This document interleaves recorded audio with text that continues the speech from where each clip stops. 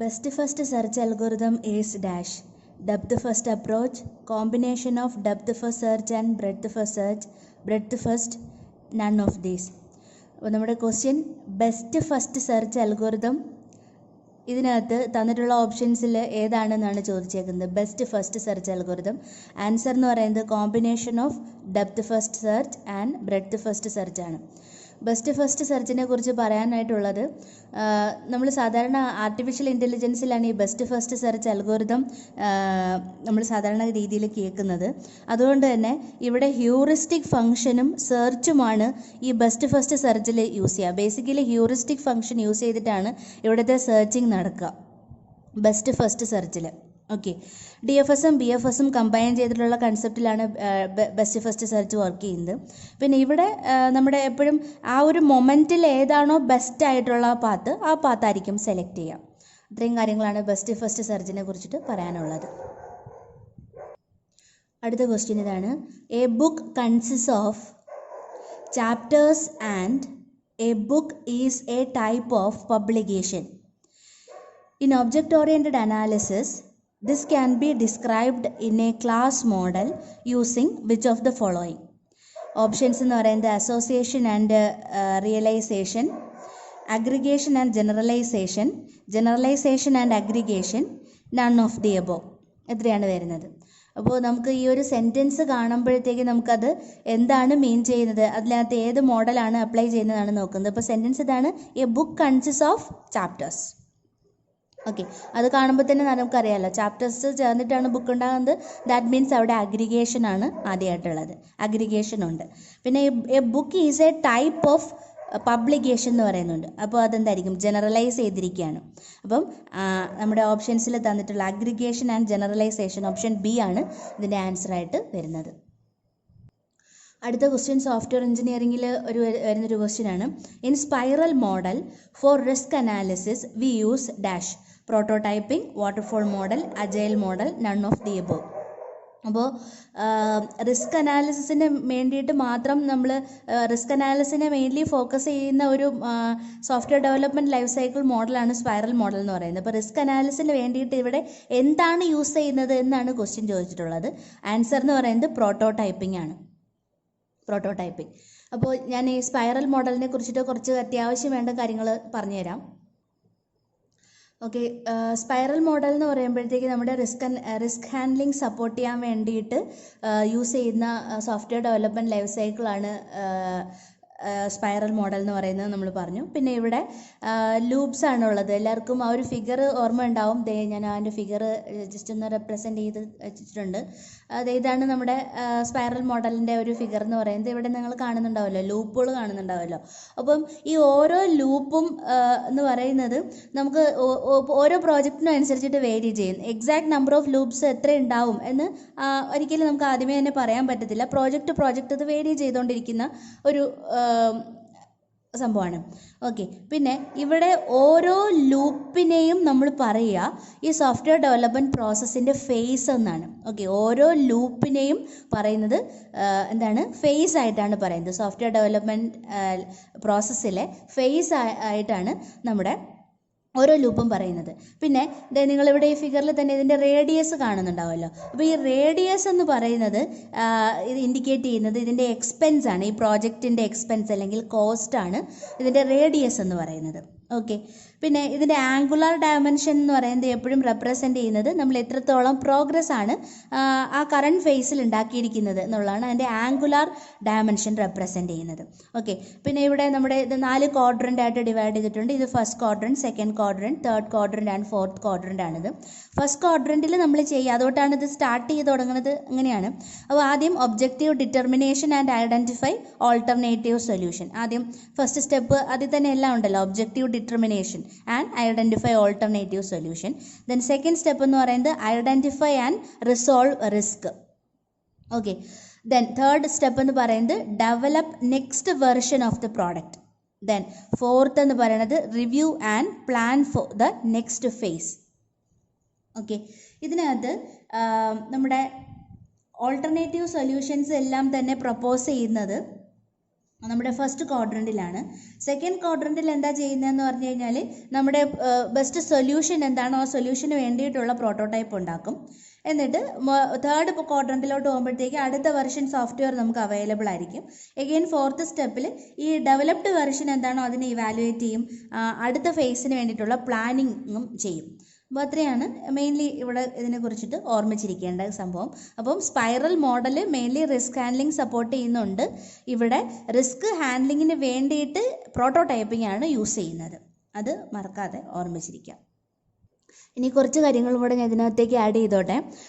നമ്മുടെ spiral model പോലെ prototyping മോഡലും റിസ്ക് ഹാൻഡ്ലിംഗ് സപ്പോർട്ട് ചെയ്യുന്നുണ്ട്. പക്ഷേ ഇവിടെയുള്ള പ്രശ്നം എന്താണെന്ന് വെച്ചാൽ റിയൽ ലൈഫ് സിറ്റുവേഷൻസിൽ നമ്മൾ യൂസ് ചെയ്യുന്നത് സ്പൈറൽ മോഡലായിരിക്കും. കാര്യം എന്താണെന്ന് പറഞ്ഞാൽ പ്രോട്ടോടൈപ്പിംഗ് മോഡലിൽ ഈ ഡെവലപ്മെൻറ്റ് വർക്ക് സ്റ്റാർട്ട് ചെയ്യുന്ന സമയത്ത് തന്നെ നമ്മൾ അസോസിയേറ്റഡ് റിസ്കുകളെല്ലാം ഐഡൻറ്റിഫൈ ചെയ്യണം. പക്ഷേ ചില സമയത്ത് പ്രോജക്ട്സ് ഒക്കെ ഇംപ്ലിമെൻറ്റ് ചെയ്ത് ഇടയ്ക്കുള്ള ഫേസിലാണ് റിസ്കുകൾ വരുന്നുണ്ടെങ്കിൽ നമുക്ക് ആ സമയത്ത് ചെയ്യാനായിട്ട് പറ്റില്ല. അപ്പോൾ പ്രോട്ടോടൈപ്പിംഗ് മോഡലും റിസ്ക് ഹാൻഡ്ലിംഗ് ഉണ്ട്, പക്ഷേ അത് റിയൽ ലൈഫിൽ യൂസ് ചെയ്യാൻ പറ്റത്തക്ക രീതിയിലല്ല. അതുകൊണ്ടാണ് സ്പൈറൽ മോഡൽ അത്രത്തോളം ഫേമസ് ആയിട്ട് മാറിയെന്ന് നമുക്ക് പറയാം. പിന്നെ സ്പൈറൽ മോഡലിനെ നമ്മൾ മെറ്റാ മോഡൽ എന്നാണ് പറയുന്നത്. കാര്യം എന്താണെന്ന് പറഞ്ഞാൽ ഇതിനകത്ത് തന്നെ സാധാരണ ഇതിന് മുന്നേ യൂസ് ചെയ്യുന്ന ഒരുപാട് software development life cycles models ഇതിനകത്ത് നമുക്ക് ഇംപ്ലിമെൻറ്റ് ചെയ്യാനായിട്ട് പറ്റും. ഇപ്പോൾ തന്നെ നിങ്ങൾ കുറച്ച് ലൂപ്സുകൾ കണ്ടല്ലോ. അപ്പോൾ അതിനകത്ത് തന്നെ ഒരു സിംഗിൾ ലൂപ്പ് റെപ്രസെൻറ്റ് ചെയ്ത് കഴിഞ്ഞാൽ അതിന് നമ്മൾ പറയുക ഐട്രേറ്റീവ് വാട്ടർഫോൾ മോഡൽ എന്നാണ്. ഐട്രേറ്റീവ് വാട്ടർഫോൾ മോഡൽ എന്നാണ്. സിംഗിൾ ലൂപ്പായിട്ടാണ് ഇത് റെപ്രസെൻറ്റ് ചെയ്യുന്നതെങ്കിൽ. ഇനി സ്റ്റെപ്പ് വൈസ് അപ്രോച്ച് കാണിക്കുകയാണെന്നുണ്ടെങ്കിൽ അതിനെ നമ്മൾ പറയാം ക്ലാസിക്കൽ വാട്ടർഫോൾ മോഡൽ എന്ന് പറയാം. ഓക്കെ. ഇനി പ്രോട്ടോടൈപ്പിംഗ് ബിൽഡ് ചെയ്തിട്ട് എഗെയിൻ നമ്മൾ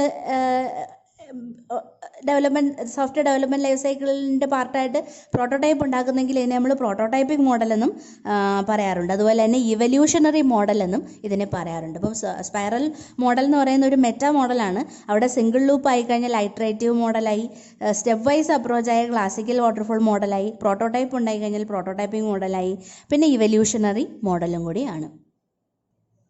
ഓക്കെ, അടുത്ത ക്വസ്റ്റ്യൻ ഇതാണ്. അതും സോഫ്റ്റ്വെയർ എഞ്ചിനീയറിംഗിലെ ക്വസ്റ്റ്യൻ തന്നെയാണ്. An automated query response system using AI technique is to be developed where the technology and domain knowledge is new. Which life cycle model is most suited? Waterfall model, iterative waterfall model, prototyping, spiral model. ഇത്രയും ആണ് options ആയിട്ട് തന്നിട്ടുള്ളത്. അപ്പോൾ ഇവിടെ എടുത്ത് പറയുന്നുണ്ട് ഇവർ എന്താണ് സംഭവം, നമുക്ക് ടെക്നോളജി അറിയത്തില്ല, ടെക്നോളജി പുതിയതാണ്, അല്ലെങ്കിൽ ഡൊമൈൻ നോളജ് പുതിയതാണ്, അങ്ങനെയാണെന്നുണ്ടെങ്കിൽ എന്ത് മോഡലായിരിക്കും യൂസ് ചെയ്യുക? ഉറപ്പായിട്ടും ഇതിൻ്റെ ആൻസർ എന്താണ്? പ്രോട്ടോടൈപ്പിംഗ് മോഡലാണ്. കാര്യം എന്താണെന്ന് പറഞ്ഞാൽ പ്രോട്ടോടൈപ്പിംഗ് മോഡലിനെ കുറിച്ചിട്ട് ഏറ്റവും ഇമ്പോർട്ടൻ്റ് ആയിട്ട് നമ്മൾ ഓർമ്മിച്ചിരിക്കേണ്ട ഒരേ ഒരു പോയിന്റ് ഇത് മാത്രമേ ഉള്ളൂ. നമുക്ക് എപ്പോഴാണോ എന്താണ് ഇനി വരാൻ പോകുന്ന സംഭവം എന്താണ്, അല്ലെങ്കിൽ നമുക്ക് ഇംപ്ലിമെൻറ്റ് ചെയ്യേണ്ടത് എന്താണ് എന്ന് കറക്റ്റ് ഐഡിയ ഇല്ല എങ്കിൽ നമ്മൾ യൂസ് ചെയ്യാൻ പോകുന്നത് എന്ത് മോഡലായിരിക്കും? പ്രോട്ടോടൈപ്പിംഗ് മോഡലായിരിക്കും. ഓക്കെ, ദെൻ അടുത്ത ഒരു ക്വസ്റ്റ്യനിലോട്ട് പോകാം. അടുത്ത ക്വസ്റ്റ്യൻ ഇതാണ്. If A greater than or equal to 200 and a less than or equal to 400 then c equal to true, else c equals to false. അപ്പോൾ ഒരു കോഡ് ആണ് തന്നിട്ടുള്ളത്. which white box testing strategy can ensure maximum correctness for the above code fragment? ഇതാണ് question. അപ്പോൾ അതിൻ്റെ options എന്ന് പറയുന്നത് statement coverage criteria, path coverage criteria, branch coverage criteria, none of the above.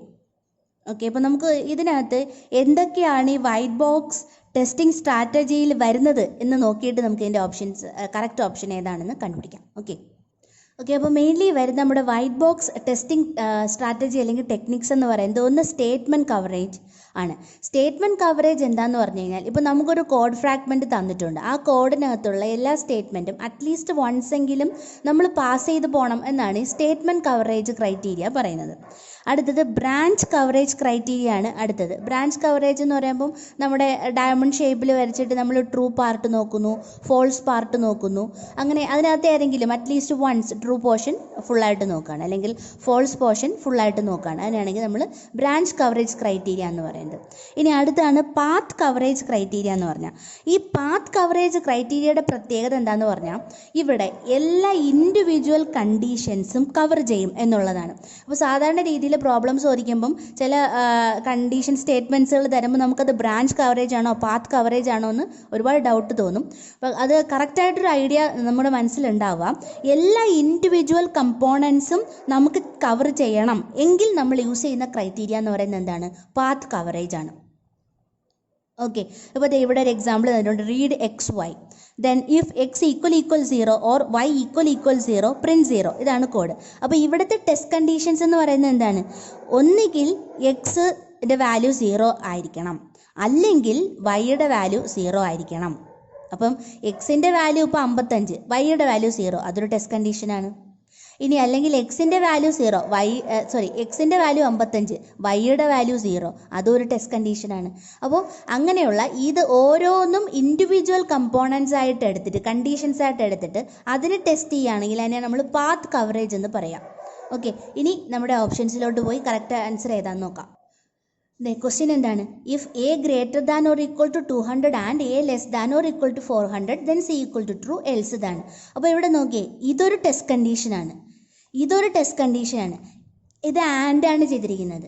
Okay, അപ്പം individual test കണ്ടീഷൻസുകൾ നമ്മളെടുത്ത് complete ആയിട്ട് കോഡിൽ കൂടെ പാസ് ചെയ്ത് പോകണം എന്നുണ്ടെങ്കിൽ we have to use the white box strategy known as path coverage criteria. അപ്പം നമ്മുടെ ആൻസർ എന്ന് പറയുന്നതാണ്, ആൻസർ എന്താണ്? പാത്ത് കവറേജ് ക്രൈറ്റീരിയ ആണ് ഇതിൻ്റെ ആൻസർ ആയിട്ട് വരുന്നത്. ഓക്കെ, ദെൻ അടുത്ത ക്വസ്റ്റ്യൻ എന്ന് പറയുന്നതാണ് one of the important structured analysis and design tool is DFD, deployment diagram, use case analysis and none of these. ഇത്രയാണ് ഓപ്ഷൻസ് ആയിട്ട് വന്നിട്ടുള്ളത്. അപ്പോൾ structured analysis and structured design tool എന്ന് പറയുമ്പോൾ തന്നെ നമ്മുടെ മനസ്സിൽ ഓർമ്മ വരേണ്ടത് ഒരേ ഒരു ഡയഗ്രാം മാത്രമേ ഉള്ളൂ, അത് DFD ആണ്, ഡേറ്റാ ഫ്ലോ ഡയഗ്രാം ആണ്. എപ്പോഴാണ് നമ്മൾ സ്ട്രക്ചേർഡ് അനാലിസിസിന് വേണ്ടിയിട്ട് യൂസ് ചെയ്യുന്ന ഡയഗ്രാം എന്ന് പറയുന്നത് എപ്പോഴും എന്ത് തന്നെയായിരിക്കും? DFD ആയിരിക്കും, ഡേറ്റാ ഫ്ലോ ഡയഗ്രാം ആയിരിക്കും.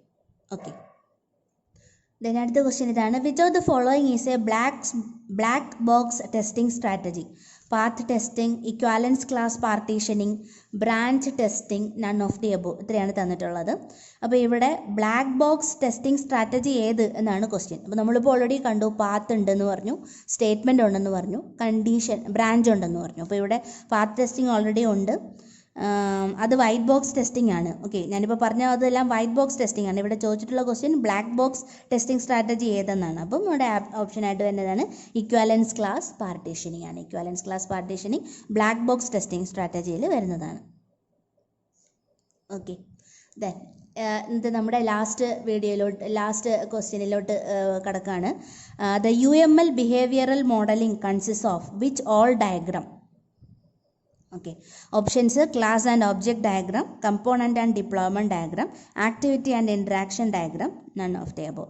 ആൻസർ എന്ന് പറയുന്നത് ബിഹേവിയറൽ മോഡലിംഗ് കാണിക്കാൻ വേണ്ടിയിട്ടുള്ള ഡയഗ്രാം ഏതെന്നാണ് question. So activity and interaction diagram. Okay, thank you for watching.